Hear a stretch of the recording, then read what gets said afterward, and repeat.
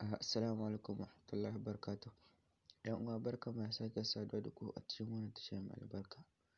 A yau darasin mu zan nuna muku wani muhimmin code a Android, amma shi kuma wannan code ɗin zai baka information ne tun daga farkon siyan wayarka. Misali kamar Facebook, awa nawa kai a Facebook ko kuma minti nawa kai a Facebook, zai dai baka duk wani information abin da kai a wayarka. Sannan kuma misali idan a yau ka duba duk application ɗin da ka shiga yau zai nuna maka statistics ɗin shi, komai zai nuna ma shi, duk wani information nashi zai baka shi.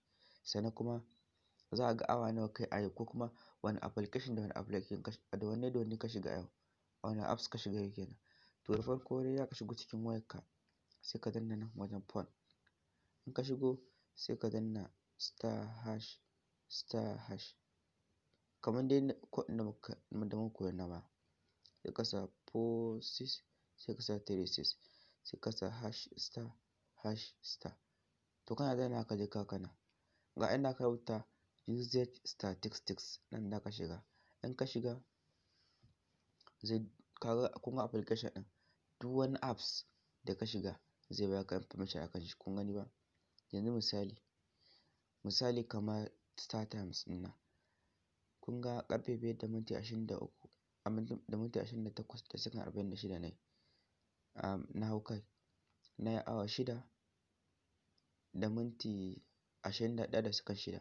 Kamar Facebook, Google, Telegram, Photos, Chrome, duk dai wani information about the apps that you enter komai duk za su baka shi.